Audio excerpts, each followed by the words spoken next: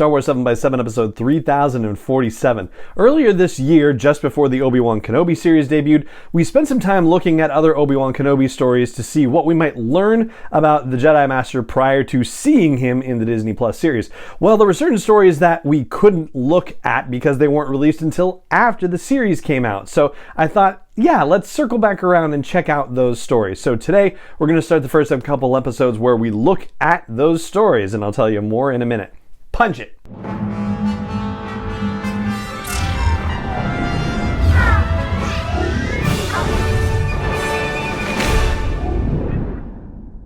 Hey Rebel Rouser, I'm Alan Voivod and this is Star Wars 7x7, your daily dose of Star Wars joy. And thank you so much for joining me for it. So the stories that we were looking at included the Obi-Wan Kenobi limited series from Marvel. It was a 5-issue series.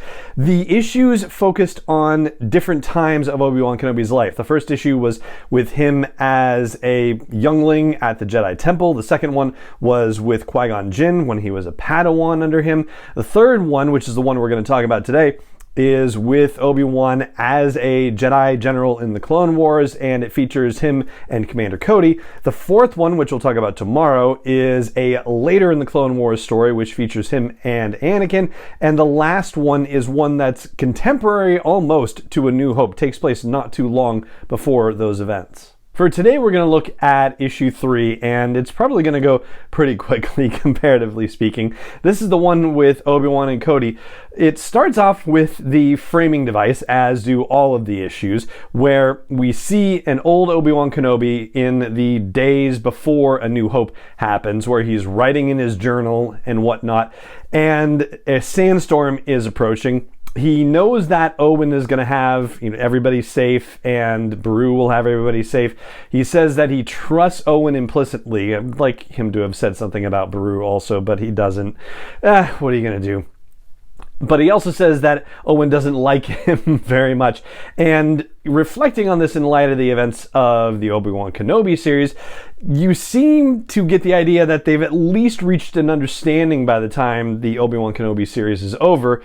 But I guess Owen still doesn't necessarily think very kindly of him, and it makes you wonder if other things have happened in the intervening years. I mean, there's another, almost decade between the events of the Kenobi series and A New Hope, so yeah, I'm sure Obi-Wan could have caused any more crazy bits of trouble that Owen would not have enjoyed. But one thing that's particularly surprising about this framing story is that Obi-Wan is still in possession of his clone trooper armor.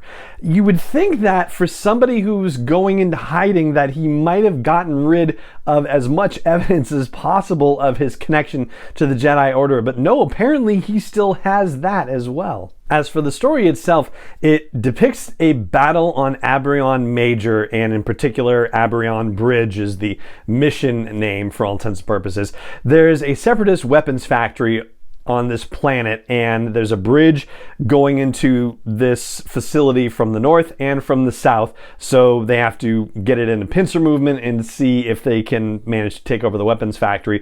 Particularly what the issue is that there's a mega ion cannon being developed by the separatists there, and they're trying to steal the plans for it. If this mega ion cannon gets made, it could disable a whole fleet at once. But what's particularly interesting about this story is that we seem to be comparatively early on in the Clone War, and Obi-Wan is depicting things pretty grimly. He's reflecting on the fact that they lost so many Jedi at Geonosis, and then they had a battle to retake Christophsis, and that was very difficult. And then there was another battle at Hypori where a number of Jedi and clones were killed, and so everybody is worn down and they've faced horrible losses.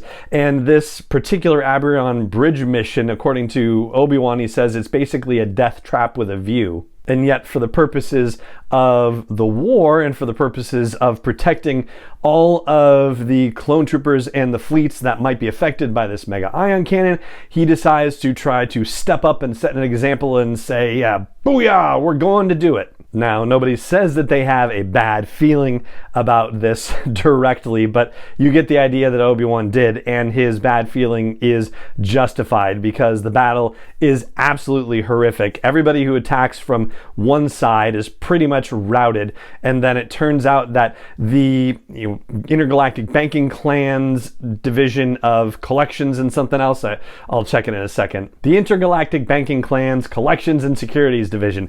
So apparently that's the group behind this weapons factory, and Obi-Wan didn't realize it until too late in the battle when Hailfire droids and IG units and other heavy weaponry shows up. And they manage to get out, and Cody manages to help Obi-Wan get out. But the problem is that there are so many wounded on the bridges from the north and the south going into this facility that there's a lot of collateral damage. There are a lot of wounded on the bridge who are lost in the bombing runs that are used to fight back the Separatist forces. So yeah, this is basically a pretty brutal story.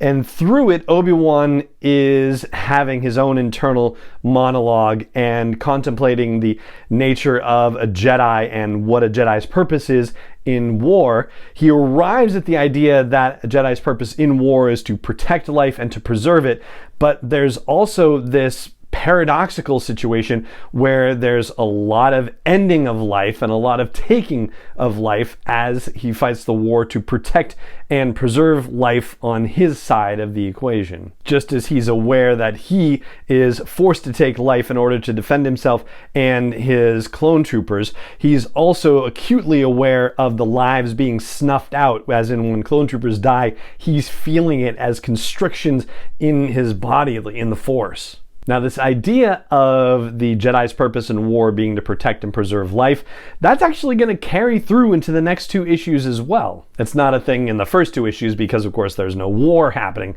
in the first two issues. There's also a character in this particular issue who appears in the next one because the events of this one really have a negative effect on him, apparently, as do future battles. And it also ends on a meditation over sunrises and Obi-Wan considering that, yes, light can still prevail despite all the terrible things going on in the galaxy, and that's also something that's going to come into play in the next issue that we talk about, which is going to be the next episode of the podcast that we talk about. But that's going to do it for this one and this episode of the podcast. And so it just remains for me to say thank you so much for joining me for it, as always, and may the Force be with you wherever in the world you may be. 7 is not endorsed or sponsored yet by Lucasfilm Limited, Disney, or 20th Century Fox, and is intended for entertainment and information purposes only. Star Wars, the Star Wars logo, all names and pictures of Star Wars characters, vehicles, and any other Star Wars related items are registered trademarks and/or copyrights of Lucasfilm Limited, or their respective trademark and copyright holders. May the Force be with them. All original content is copyright 2021 by Star Wars 7x7. We hope you love it.